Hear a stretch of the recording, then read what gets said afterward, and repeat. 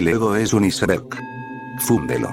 Fúndelo en las profundidades del amor para que desaparezca y tú pases a formar parte del océano. ¿Qué es el ego? El ego es justo lo contrario de tu verdadero ser. El ego no eres tú, sino el engaño creado por la sociedad para que te entretengas con esa baratija y no te plantees preguntas sobre lo verdadero. Por eso insisto tanto en que, a menos que te liberes del ego, jamás llegarás a conocerte. Naciste con tu auténtico ser. Después empezaron a crearte un falso ser.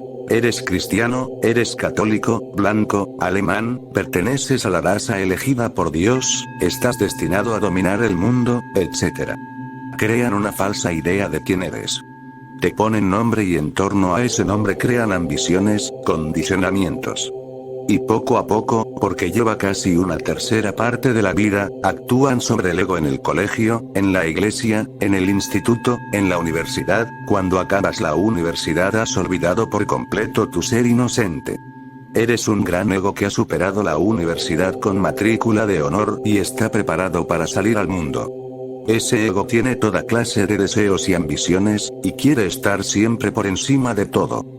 Ese ego se aprovecha de ti y no permite ni que vislumbres tu auténtico ser, cuando tu vida está precisamente ahí, en la autenticidad.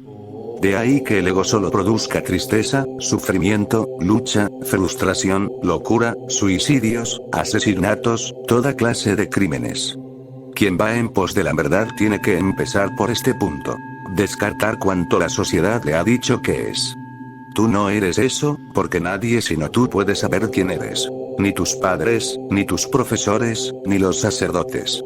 Salvo tú mismo, nadie puede penetrar en la intimidad de tu ser, nadie sabe nada de ti, y todo lo que han dicho sobre ti es falso. Déjalo a un lado. Desmantela todo ese ego. Al destruir el ego, descubrirás tu ser, y ese descubrimiento es el mayor que se puede dar, porque supone el inicio de una nueva peregrinación hacia la felicidad absoluta, hacia la vida eterna.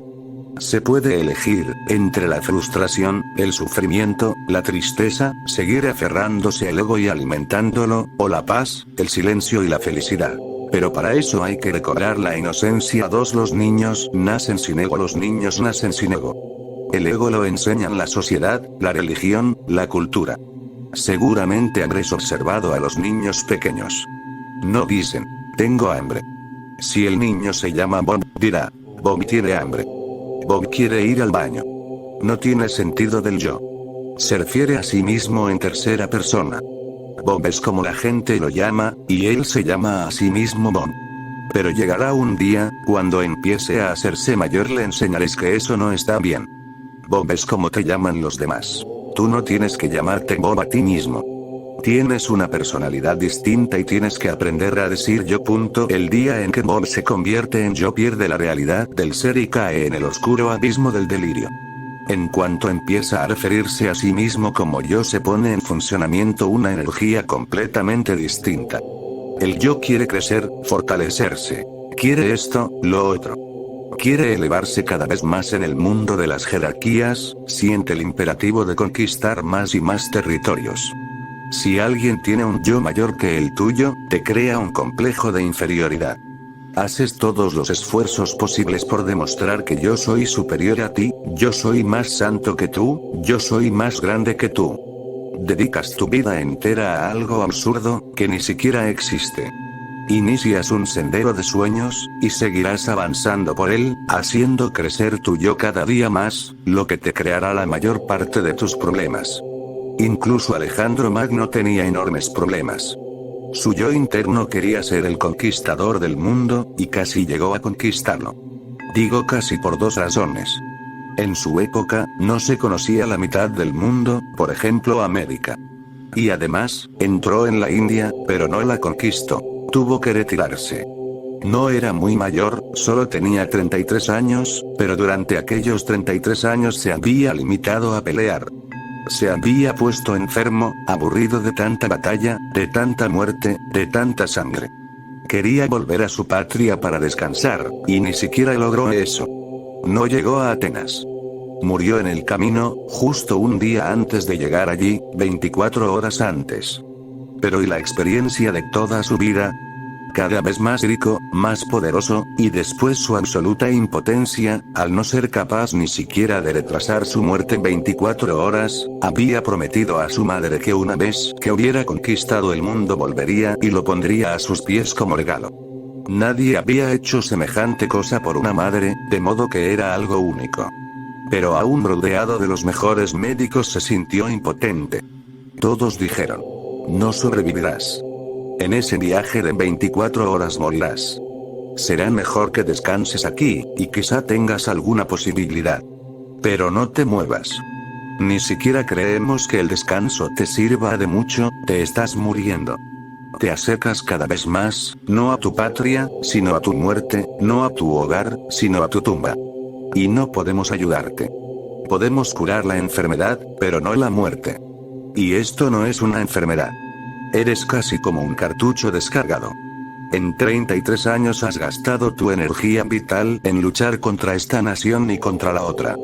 Has desperdiciado tu vida. No es enfermedad, sino simplemente que has gastado tu energía vital, inútilmente. Alejandro era un hombre muy inteligente, discípulo del gran filósofo Aristóteles, que fuera su tutor. Murió antes de llegar a la capital. Antes de morir le dijo a su comandante en jefe: este es mi último deseo, que debe cumplirse. ¿Cuál era aquel último deseo? Algo muy extraño. Consistía en lo siguiente: cuando llevéis mi ataúd a la tumba, debéis dejar mis manos fuera. El comandante en jefe preguntó: ¿pero qué deseo es ese? Las manos siempre van dentro del ataúd. A nadie se le ocurre llevar un ataúd con las manos del cadáver fuera. Alejandro replicó: no tengo muchas fuerzas para explicártelo, pero para abreviar, lo que quiero es mostrar al mundo que me voy con las manos vacías. Pensaba que era cada día más grande, más rico, pero en realidad era cada día más pobre. Al nacer llegué al mundo con los puños apretados, como si sujetara algo en mis manos. Ahora, en el momento de la muerte, no puedo irme con los puños apretados.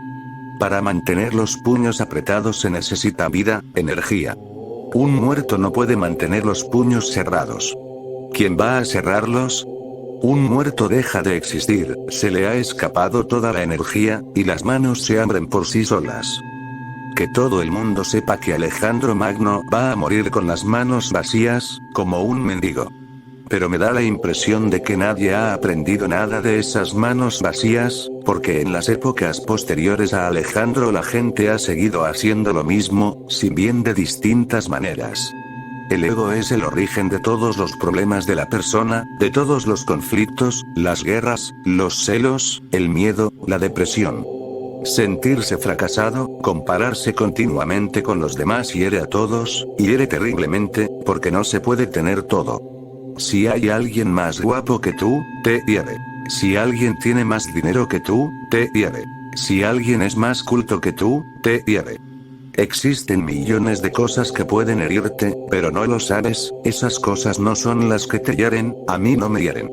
Te hieren a ti por tu ego. El ego no para de temblar de puro miedo, porque sabe muy bien que es un recurso artificial creado por la sociedad para que sigas corriendo en pos de unas sombras.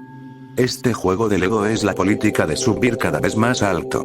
El ego y todos sus juegos, el matrimonio es uno de sus juegos, el dinero es otro de sus juegos, y también el poder. Todos son juegos del ego. Hasta ahora la sociedad no ha parado con sus juegos.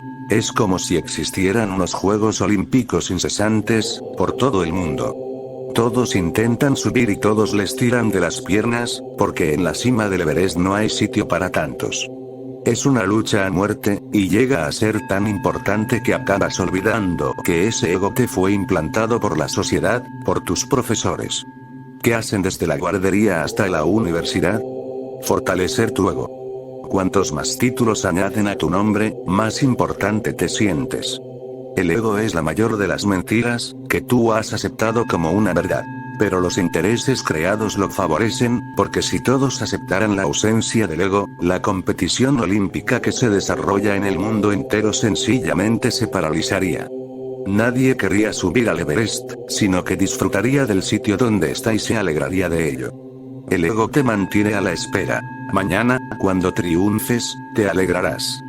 Naturalmente, hoy tienes que sufrir, tienes que sacrificarte. Si quieres triunfar mañana, tienes que sacrificarte hoy. Has de merecerte el triunfo, y para eso haces toda clase de ejercicios. Solo es cuestión de sufrir durante algún tiempo y después te alegrarás. Pero ese mañana nunca llega. Nunca ha llegado. Mañana simplemente significa lo que nunca llega. Supone retrasar la vida, una estrategia estupenda para seguir sufriendo. El ego no puede sentir alegría en el presente, no puede existir en el presente. Solo existe en el futuro, en el pasado, es decir, en lo que no es.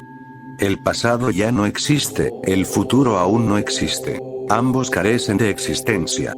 El ego solo puede existir con lo no existente, porque en sí mismo no existe. En el momento puramente presente no hallarás ningún ego en tu interior, sino una alegría silenciosa, una nada silenciosa y pura. 3. La idea de un centro separado constituye la raíz del ego. La idea de un centro separado constituye la raíz del ego. Cuando un niño nace, llega al mundo sin un centro propio. Durante los 9 meses en el vientre de la madre funciona con el centro de la madre como el suyo propio. No está separado. Después nace. Entonces resulta práctico considerar que se tiene un centro separado, propio. En otro caso, la vida será muy difícil, casi imposible. Para sobrevivir y para luchar por sobrevivir en la batalla de la vida, todos necesitan cierta noción de quiénes son. Y nadie tiene ni idea. En realidad, nadie puede tenerla, porque en lo más profundo somos un misterio. No podemos tener ninguna idea al respecto. En lo más profundo, no somos individuos, sino universales. Por eso, si le preguntas a Buda, ¿quién eres?, guardará silencio y no contestará. No puede hacerlo, porque él ha dejado de ser un individuo, es la totalidad. Pero en la vida cotidiana incluso Buda tiene que emplear la palabra yo. Si tiene sed, dirá, tengo sed. Ananda, tráeme un poco de agua. Tengo sed. Por eso sigue empleando la significativa primera persona, el yo. A pesar de ser ficticia, también tiene sentido, pero hay muchas ficciones con sentido. Por ejemplo, el nombre que nos ponen a cada uno. Eso es una ficción. Llegaste al mundo sin nombre, no con él. El nombre te lo ponen otros. Después, a base de repetirlo constantemente, empiezas a identificarte con él, pero es una ficción. Pero decir que es ficticio no significa que sea innecesario. Es una ficción necesaria, porque si no, ¿cómo dirigirse a las personas? Si quieres escribir una carta a alguien, ¿a quién la diriges? Un niño escribió una carta a Dios.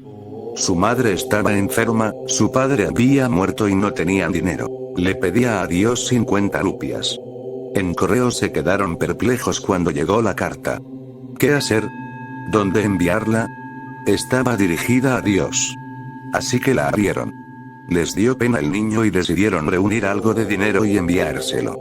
No reunieron lo que el niño pedía, 50 rupias, sino 40. Llegó una segunda carta, también dirigida a Dios, y en ella el niño había escrito lo siguiente. Estimado señor, por favor, la próxima vez mándeme el dinero directamente a mí, no a correos. Se han cobrado 10 rupias de comisión. Sería complicado que no tuviéramos nombre. Aunque en realidad nadie tiene nombre, se trata de una ficción muy útil.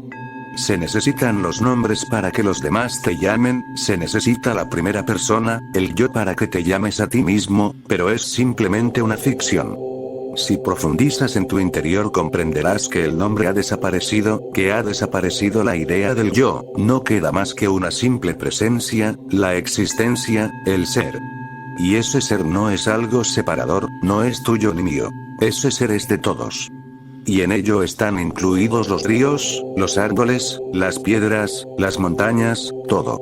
Lo incluye todo, sin excluir nada. El pasado, el futuro, la inmensidad del universo. Cuanto más profundices en ti mismo, más comprenderás que las personas no existen, que no existen los individuos. Lo que existe es la pura universalidad. En la circunferencia tenemos nombres, egos, identidades, y cuando pasamos de la circunferencia al centro desaparecen todas esas identidades. El ego no es más que una ficción útil. Utilizadla, pero sin dejaros engañar por ella. 4. Funcionamos siempre mediante el ego o en algunos momentos nos libramos de él. Como el ego es ficticio, en algunos momentos te libras de él. Como es una ficción, solo puede mantenerse si tú lo mantienes. La ficción requiere un mantenimiento, al contrario que la verdad, y de ahí la belleza de la verdad. Pero una ficción hay que pintarla continuamente, apuntalarla aquí y allá, porque se desmorona sin cesar. Cuando consigues apuntalarla por un lado, empieza a desmoronarse por el otro. Y eso es lo que hace la gente durante toda su vida, intentar que la ficción parezca la verdad. Si tienes más dinero, puedes tener un ego más grande, un poco más sólido que el de un pobre. El ego del pobre es pequeño. No se puede permitir un ego mayor. Si llegas a primer ministro o presidente de un país, tu ego se hincha al máximo y dejas de tener los pies en el suelo. Nuestra vida entera, la búsqueda de dinero, poder, prestigio, esto y lo otro, no es sino la búsqueda de puntales, de apoyos, para mantener la ficción. Y en realidad sabemos que la muerte se aproxima.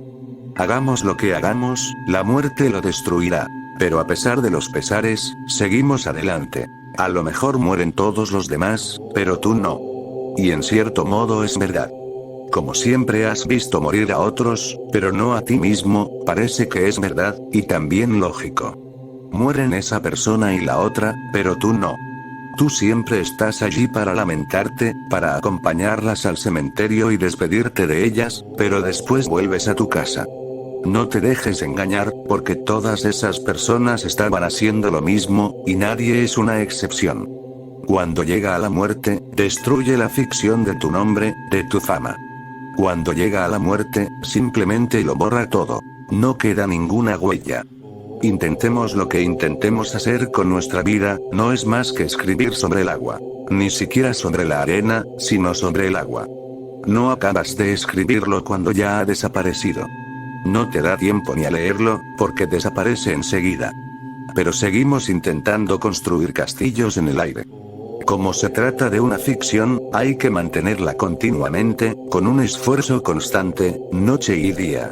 Y nadie puede mantener semejante vigilancia 24 horas al día. De modo que a veces, sin querer, vislumbras durante unos momentos la realidad sin el ego como barrera. Sin la pantalla del ego se viven ciertos momentos especiales, aunque tú no lo quieras. Recuérdalo. Todo el mundo experimenta esos momentos de vez en cuando. Por ejemplo, cuando alguna noche duermes profundamente, tan profundamente que no tienes sueños, el ego desaparece, desaparecen todas las ficciones. El acto de dormir profundamente, sin sueños, es como una muerte en pequeño. Cuando se duerme sin soñar, el ego desaparece por completo, porque cuando no se piensa, no se sueña, ¿cómo seguir adelante con una ficción? Pero mientras dormimos pasamos muy poco tiempo sin soñar. En 8 horas de sueño sano ese lapso no sobrepasa las 2 horas, pero ese tiempo nos revitaliza. Si dormimos 2 horas profundamente, sin soñar, a la mañana siguiente nos sentimos renovados, vivos. La vida vuelve a resultar emocionante, el día parece un regalo. Todo parece nuevo, porque nos hemos renovado. Y todo parece maravilloso, porque estamos en un espacio maravilloso. ¿Qué ocurre en esas 2 horas en las que dormimos profundamente, lo que Patanjali y el yoga denomina susupti, dormir sin soñar? Que desaparece el ego, y con esa desaparición del ego te revitalizas, rejuveneces. Al desaparecer el ego, incluso en un estado de profunda inconsciencia, se nos concede una idea de Dios. Según el Patanjali, no existe gran diferencia entre el susupti, el dormir sin soñar, y el samadhi, el estado último que alcanza Buda. No existe gran diferencia, pero sí existe. Radica en la conciencia. Al dormir sin soñar se está inconsciente. En el samadhi se está consciente, pero es el mismo estado. Nos acercamos a Dios, al centro universal. Desaparecemos de la circunferencia y vamos al centro, y ese contacto con el centro nos rejuvenece. Como el ego es una ficción, a veces desaparece. El momento más importante es cuando se duerme sin soñar, y por eso hay que tenerlo muy en cuenta y no perdérselo por ningún motivo. La segunda gran fuente de las experiencias carentes de ego es el sexo, el amor. Ha sido destruido por los sacerdotes, lo han condenado, y ha dejado de ser una experiencia tan importante. Lleva tanto tiempo condenado que ha condicionado la mente de los seres humanos. Incluso cuando están haciendo el amor, en el fondo saben que están haciendo algo malo, y la culpa asoma por alguna parte. Es algo que les ocurre incluso a los más modernos, a la generación más joven. Es posible que superficialmente te hayas rebelado contra la sociedad, que superficialmente no seas conformista, pero las cosas han calado hasta lo más profundo, y no se trata de rebelarse solo en la superficie. Puedes dejarte el pelo largo, pero eso no te va a servir de mucho. Puedes hacerte hippie y dejar de bañarte, pero no te va a servir de mucho. Puedes marginarte de todas las maneras imaginables, pero en realidad no te servirá de nada, porque las cosas han calado demasiado hondo y lo demás no son sino actos superficiales. Llevan milenios diciéndonos que el sexo es el peor de los pecados, algo que ha pasado a formar parte de nuestro ser, de modo que aunque conscientemente sepas que no tiene nada de malo, el inconsciente te mantiene un tanto alejado, con miedo, cargado de culpa, y no puedes adentrarte en el sexo por completo. Cuando te internas plenamente en el acto sexual, el ego desaparece, porque al llegar al culmen, al clímax, eres pura energía. La mente no puede funcionar. Se produce tal aumento de energía que la mente se pierde, sin saber qué hacer. Es perfectamente capaz de funcionar en situaciones normales, pero se detiene cuando ocurre algo muy nuevo y muy vital, y el sexo es lo más vital del mundo. Si puedes profundizar en el sexo desaparece. En eso consiste la belleza de hacer el amor, que es otra de las posibilidades de vislumbrar a Dios, como el sueño profundo pero mucho más valioso, porque en el sueño profundo se está inconsciente. En el acto del amor se está consciente pero sin la mente. De ahí que la gran ciencia del Tantra sea posible.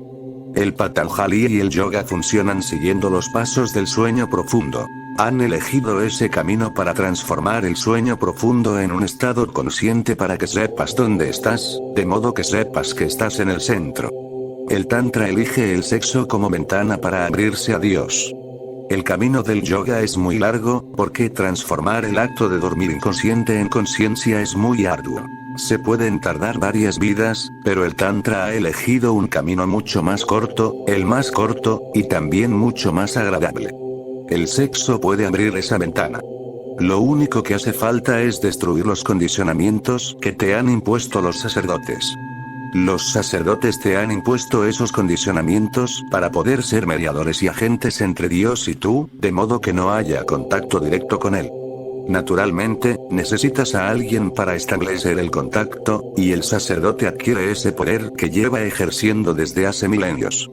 Quien pueda ponerte en contacto con el poder, con el auténtico poder, será poderoso. Dios es el verdadero poder, el origen de todo poder.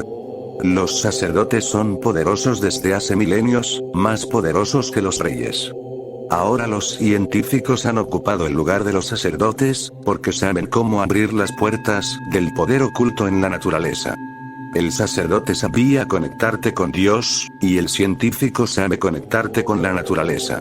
Pero en primer lugar el sacerdote ha de desconectarte, para que no siga en funcionamiento la línea individual, privada, entre Dios y tú. Ha destrozado tus recursos internos, los ha envenenado. Se hizo muy poderoso, pero la humanidad entera quedó sin deseo sexual, sin amor, culpabilizada. Hay que librarse de esa culpa. Mientras hagas el amor, piensa en la oración, en la meditación, en Dios. Mientras hagas el amor, quema incienso, canta, baila. Tu habitación debería ser un templo, un lugar sagrado, y no tienes que apresurarte en el acto del amor. Profundiza en él, saboréalo lo más lenta y amablemente posible. Y te sorprenderás, porque tienes la llave. Dios no te ha traído a este mundo sin llaves, pero hay que utilizar esas llaves, tienes que ponerlas en la cerradura y abrirla. El amor es otro fenómeno, uno de los que posee mayor potencial, en el que desaparece el ego y eres consciente, plenamente consciente, vibrante, palpitante. Dejas de ser un individuo, te pierdes en la energía del todo. Debes dejar que, poco a poco, se convierta en tu modo de vida. Lo que ocurre en el momento culminante del amor debe ser tu disciplina, no solo una experiencia, sino una disciplina. Entonces, hagas lo que hagas, te dirijas a donde te dirijas, por la mañana, cuando salga el sol, tendrás la misma sensación, la misma fusión con la vida. Tumbado en el suelo, con el cielo lleno de estrellas, experimenta la misma fusión. Tumbado sobre la tierra, siéntete uno con la tierra. Poco a poco el acto amoroso te dará la clave para enamorarte de la existencia misma. Entonces el ego se conoce como ficción y se utiliza como tal, y si lo utilizas como ficción no hay peligro. Existen otros momentos en los que el ego desaparece por sí mismo, en momentos de gran peligro, por ejemplo.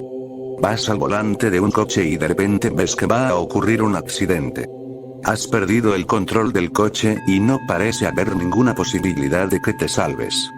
Vas a estrellarte contra un árbol o contra un camión que viene en dirección contraria, o vas a caerte a un río. Tienes la absoluta certeza.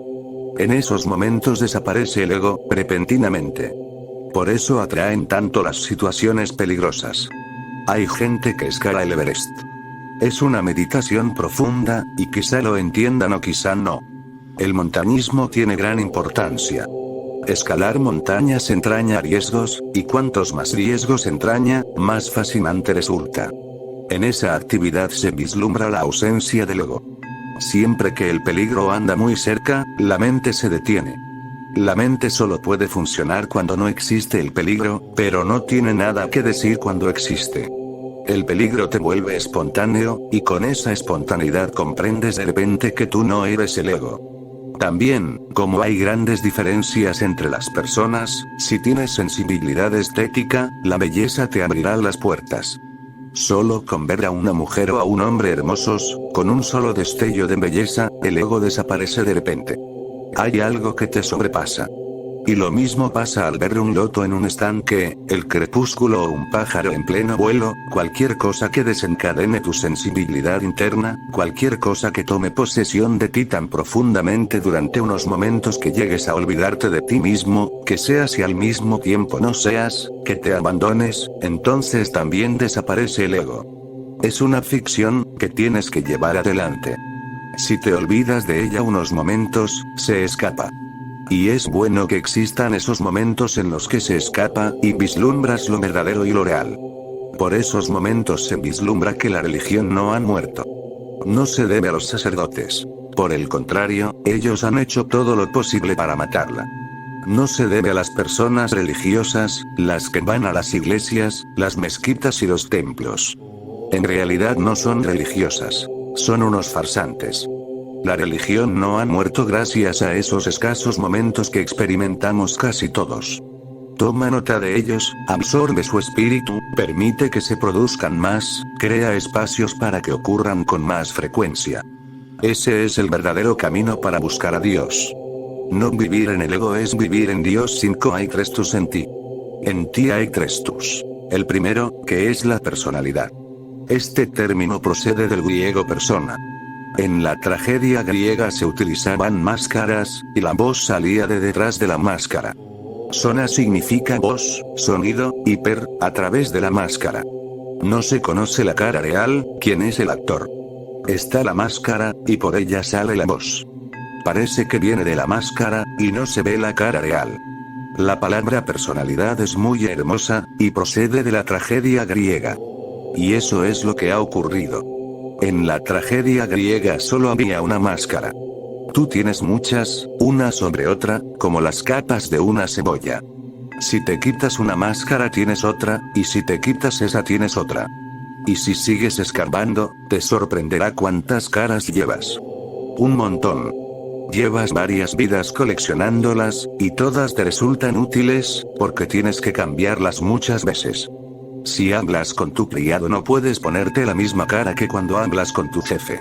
Y quizá estén los dos en la misma habitación, pero cuando miras al criado tienes que utilizar una máscara y otra cuando miras a tu jefe. Cambias continuamente. Se ha convertido en algo casi automático. No hace falta que tú cambies, se cambia por sí solo. Cuando miras a tu jefe sonríes. Después miras al criado, tu sonrisa desaparece y adoptas una expresión dura, tan dura como la que te muestra tu jefe. Cuando él mira a su jefe, sonríe. Puedes cambiar de cara muchas veces en cuestión de segundos. Hay que estar muy alerta para darse cuenta de las múltiples caras que tenemos. Innumerables, incontables. Ese es el primer tú, el tú falso, que también puede llamarse el ego. Te lo ha dado la sociedad, es un regalo de la sociedad, de los políticos, los sacerdotes, los padres y los pedagogos. Te han dotado de múltiples caras para facilitar tu vida. Te han arrebatado la verdad y te han dado un sustituto, y a causa de esas caras sustituibles no sabes quién eres. No puedes saberlo, porque las caras son tantas y cambian con tal rapidez que no puedes fiarte ni de ti mismo. No sabes exactamente qué cara es la tuya. En realidad, ninguna de esas caras son la tuya. Y el Zen dice, a menos que conozcas tu cara original no sabrás qué es Buda. Porque Buda es tu cara original.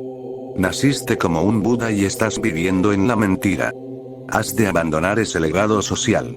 Tal es el significado de Sannyas, la iniciación.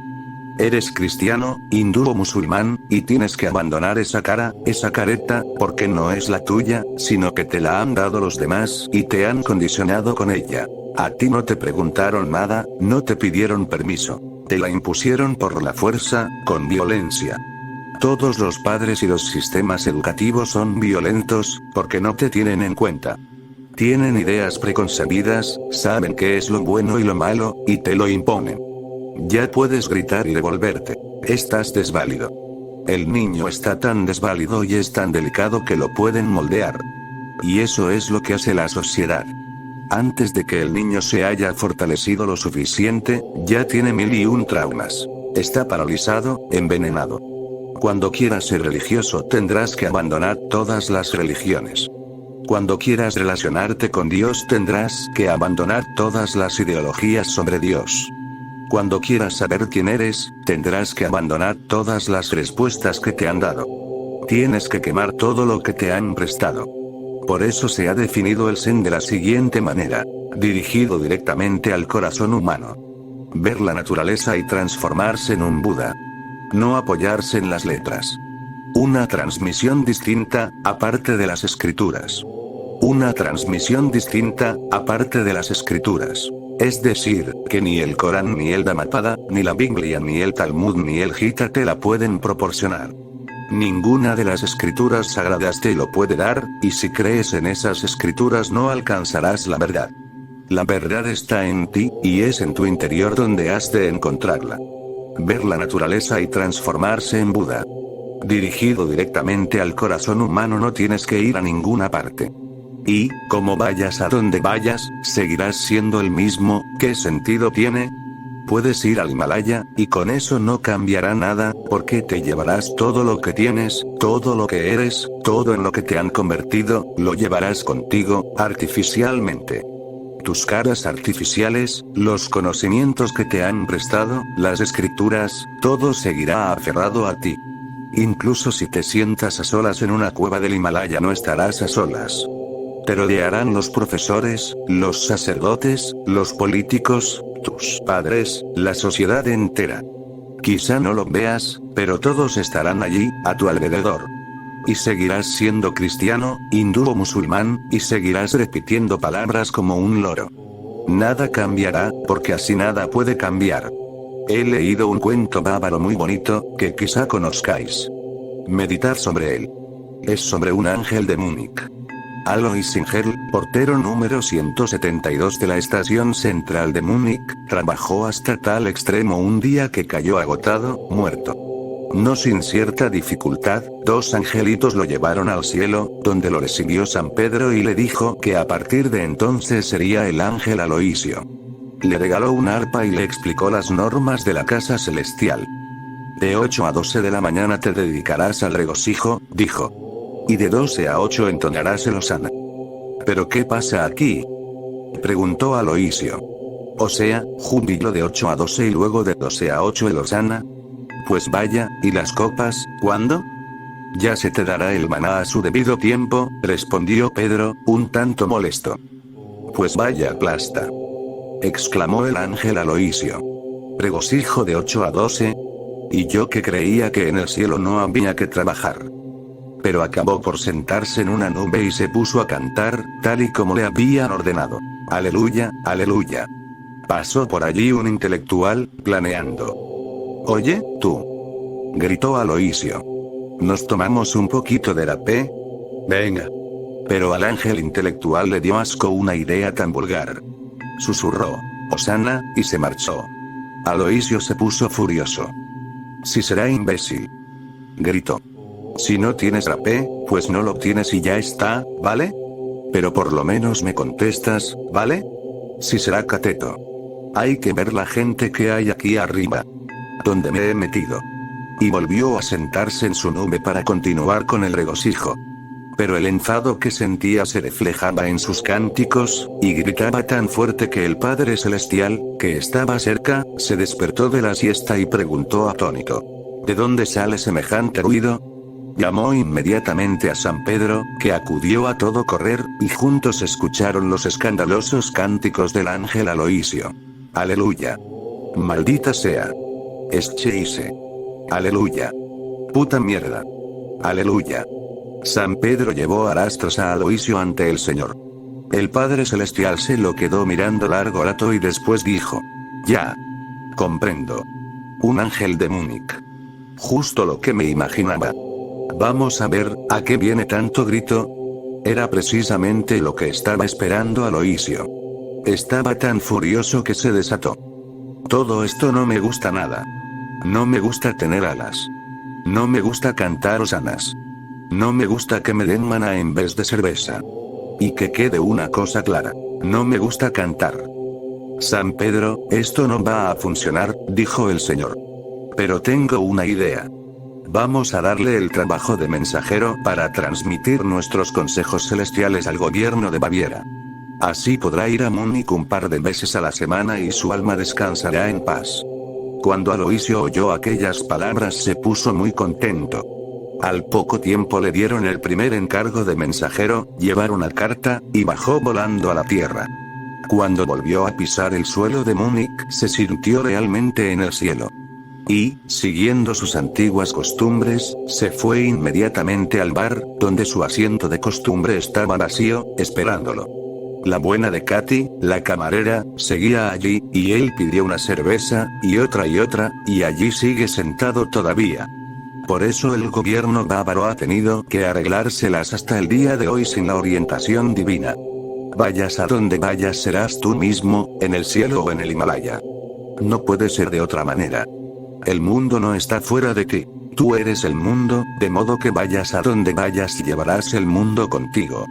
El verdadero cambio que se tiene que producir no es de lugar, no tiene que producirse fuera, sino dentro.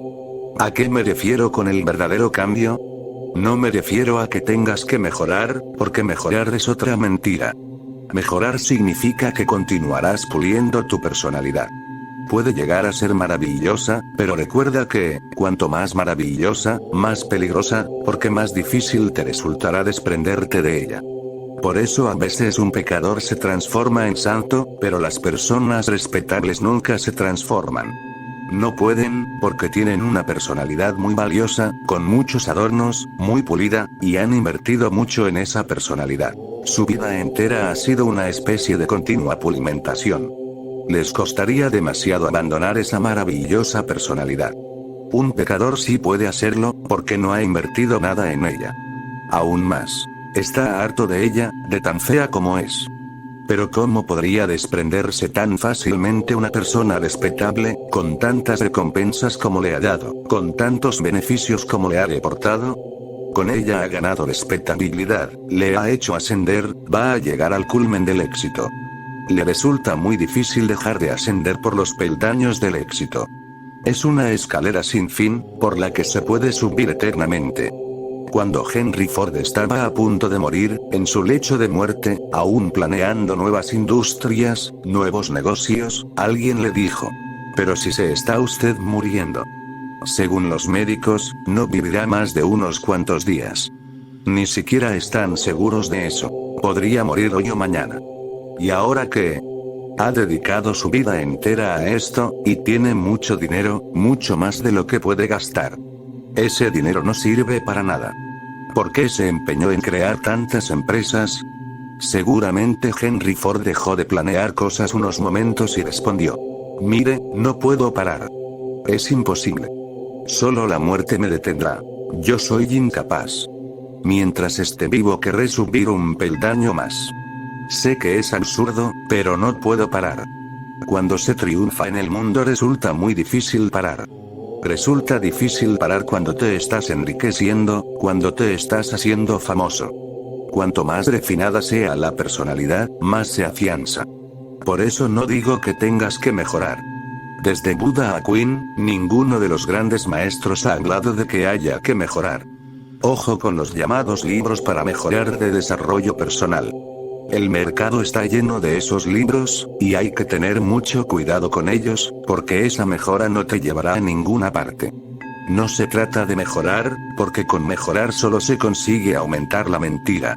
Mejorará la personalidad, se pulirá más, se hará más sutil, más valiosa, pero eso no equivale a la transformación. La transformación no se produce mejorando la personalidad, sino abandonándola. La mentira no puede convertirse en la verdad. No hay forma alguna de mejorar la mentira para que se convierta en la verdad. Siempre seguirá siendo la mentira. Parecerá cada día más la verdad, pero seguirá siendo la mentira. Y cuanto más verdad parezca, más te absorberá, más arraigará en ti. La mentira puede parecer hasta tal punto la verdad que es posible olvidarse de que en realidad es mentira. La mentira te dice, ve en busca de la verdad. Mejora tu carácter, tu personalidad. Busca la verdad, transfórmate en esto, transfórmate en lo otro. La mentira no para de ofrecerte nuevas actividades. Haz esto, y todo irá bien y serás feliz para siempre. Haz esto, haz lo otro. ¿Que esto falla? No importa. Tengo otros planes para ti. La mentira no para de ofrecerte planes, y tú sigues esos planes, malgastando tu vida. En realidad, la búsqueda de la verdad también procede de la mentira. Resulta difícil de comprender, pero es algo que hay que comprender. La búsqueda de la verdad deriva de la propia mentira. Es la forma de protegerse que tiene la mentira. Si incluso te ofrece la búsqueda de la verdad, ¿cómo puedes sentirte a disgusto con tu personalidad? ¿Y cómo puedes decir que es mentira? Te empuja, te arrastra a ir en busca de la verdad. Pero la búsqueda significa ir a otro sitio, mientras que la verdad está aquí y la mentira te impulsa a ir allá. La verdad dice ahora, y la mentira entonces y allí. La mentira siempre se refiere al pasado o al futuro, nunca al presente. Y la verdad es el presente, este mismo momento, ahora mismo. De modo que el primer tú es la mentira, la actuación, la pseudo-personalidad que te rodea, la cara que ofreces a la galería, la falsedad. Es un engaño. La sociedad te lo ha impuesto y tú has colaborado en ello. Tienes que dejar de colaborar con esa mentira de la sociedad, porque solo cuando te quedas al desnudo eres tú mismo. Todos los ropajes son un invento social. Todas las ideas y las identidades que crees poseer son un invento social, algo que te han creado los demás. Y tienen sus motivos para hacerlo. De esta forma se aprovechan de ti sutilmente. Te explotan. La auténtica explotación no tiene un carácter económico ni político. La auténtica explotación es la psicológica. Esa es la razón por la que todas las revoluciones han fracasado. ¿Cuál es esa razón? Que no han indagado en la explotación más profunda, la psicológica. Solo intentan cambiar lo superficial. Si una sociedad capitalista se vuelve comunista, no hay ninguna diferencia. Si una democracia se convierte en dictadura, o si una sociedad dictatorial se hace democrática, da igual. No existe ninguna diferencia. Son cambios superficiales, un blanqueado, pero en lo más profundo la estructura sigue siendo la misma. ¿En qué consiste la explotación psicológica? La explotación psicológica consiste en no permitir que nadie sea uno mismo, que nadie sea aceptado tal y como es, que no se respete a nadie. ¿Cómo respetar a las personas si no las aceptamos como son? Si les impones cosas y después las respetas, lo que respetas son tus propias imposiciones. No respetas a las personas como son, no respetas su desnudez, ni su espontaneidad, no respetas sus sonrisas y sus lágrimas de verdad. Solo respetas el fingimiento, las pretensiones. Lo que respetas es la actuación. Tienes que abandonar por completo este primer tú. Freud contribuyó en gran medida a que la humanidad tomara conciencia de la falsedad de la personalidad, de la mente consciente. Su revolución es mucho más profunda que la de Marx, su revolución es mucho más profunda que ninguna otra. Profundiza mucho, pero no se extiende lo suficiente. Llega al segundo tú, al tú reprimido, instintivo, inconsciente. Se trata de todo lo que la sociedad no ha permitido, de todo lo que la sociedad ha metido a la fuerza en tu ser y allí lo tiene encerrado. Solo aparece en tus sueños, en metáforas, o cuando estás borracho, cuando no tienes control sobre ti mismo. El resto del tiempo está lejos de ti, y es más auténtico, no es falso. Freud hizo mucho para que el hombre tomara conciencia de ello, y las psicologías humanistas y sobre todo los grupos de encuentro, de desarrollo personal y similares han contribuido enormemente a que se tome conciencia de todo lo que grita en nuestro interior, de lo que ha sido reprimido, aplastado. Y en eso consiste la parte vital. Esa es la vida real, la vida natural. Las religiones la han condenado, calificándola de parte animal, la han condenado al considerarla el origen del pecado. No es el origen del pecado, sino de la vida, y no es inferior a lo consciente. Es más profunda que lo consciente, sin duda, pero no inferior. Y no hay nada de malo en lo animal. Los animales son hermosos, como los árboles. Viven desnudos, con sencillez. Aún no los han destruido los sacerdotes y los políticos, aún forman parte de Dios. Solo el ser humano se ha extraviado. El hombre es el único animal anormal sobre la faz de la tierra, mientras que los demás animales son normales. De ahí su alegría, su belleza, su salud, de ahí su vitalidad. ¿No os habéis fijado? ¿No habéis sentido envidia al ver un pájaro en pleno vuelo? Cuando un ciervo corre a toda velocidad por el bosque. ¿No habéis sentido envidia de esa vitalidad, de la pura alegría de la energía? Y con los niños, ¿no habéis sentido envidia de los niños? Quizá por la envidia condenáis el infantilismo, una y otra vez. ¿Cuánta razón tiene Montaigne al afirmar que en lugar de decir, no seas infantil deberíamos empezar a decir, no seas adúltil? Tiene toda la razón del mundo, y yo estoy de acuerdo con él. Un niño es hermoso, mientras que un adulto es la fealdad misma. El adulto deja de fluir, se bloquea. Se queda inmóvil, como muerto. Pierde brío, pierde entusiasmo. Se limita a arrastrarse. Se aburre, no tiene sentido del misterio. Nunca se sorprende de nada, porque ha olvidado el lenguaje del asombro.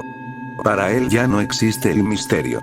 Dispone de muchas explicaciones, pero el misterio ya no existe para él. Por consiguiente, ha perdido la poesía, la danza y todo lo que da significado a la vida, todo lo que aporta el sabor de la vida. Este segundo tú es mucho más valioso que el primero, y precisamente por eso me opongo a todas las religiones, a todos los sacerdotes, porque se aferran al primero, al más superficial. Vayamos al segundo, pero el segundo tampoco supone el final, y ahí es donde Freud se queda corto. Como también se queda corta la psicología humanista. Si bien profundiza un poco más que Freud, no profundiza lo suficiente como para llegar al tercer tú. En ti existe un tercer tú, el tú auténtico, la cara verdadera, que sobrepasa los túes primero y segundo. Lo trascendental, la budidad, la conciencia pura, sin fisuras, sin divisiones. El primer tú tiene un carácter social. El segundo, natural. El tercero, divino. Y un momento. No digo que el primero no resulte útil. Si existe el tercero, el primero se puede emplear. Si existe el tercero, también se puede emplear el segundo, pero siempre y cuando exista el tercero. Si el centro funciona, también irá bien la periferia, porque la circunferencia estará en su sitio, pero si solo tenemos el centro, sin la circunferencia, todo acabará en una especie de muerte. Eso es lo que ha ocurrido con el ser humano. Por eso tantos pensadores occidentales sostienen que la vida carece de sentido. No es así. Solo se debe a que se ha perdido el contacto con el origen del sentido, del significado. Es como si un árbol perdiera el contacto con sus raíces. Entonces no habría flores, empezaría a desaparecer el follaje, se caerían las hojas y no brotarían hojas nuevas. Y entonces la savia deja de fluir, deja de existir la vida. El árbol se muere. Y entonces el árbol puede empezar a filosofar, a ponerse en plan existencialista, como Sartre, por ejemplo, y ponerse a decir que ya no hay flores en la vida. Que la vida no tiene flores, que ha desaparecido la fragancia, que ya no hay pájaros, y el árbol incluso puede empezar a decir que siempre ha sido así y que en la antigüedad se engañaban pensando que había flores, que eran puras imaginaciones. Siempre ha sido así, la primavera nunca ha llegado, son fantasías de la gente.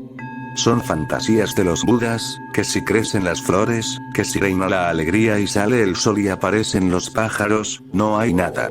Todo es oscuridad, todo es fortuito y nada tiene sentido. El árbol podría decir esto. Y la verdad no es que nada tenga sentido, que ya no haya flores, que las flores no existan, que la fragancia sea pura imaginación, sino sencillamente que el árbol ha perdido contacto con sus propias raíces. A menos que eches raíces en la budidad, no florecerás, no cantarás, no sabrás en qué consiste una fiesta. ¿Y cómo se puede conocer a Dios si no se sabe lo que es festejar? Si os habéis olvidado de bailar, ¿cómo vais a orar? Si os habéis olvidado de cantar y de amar, Dios ha muerto. Esto no significa que Dios esté muerto, sino que está muerto en vosotros, en ti. Tu árbol se ha secado, ha desaparecido la savia. Tendrás que volver a encontrar raíces. ¿Y dónde encontrar esas raíces? Hay que encontrarlas aquí y ahora.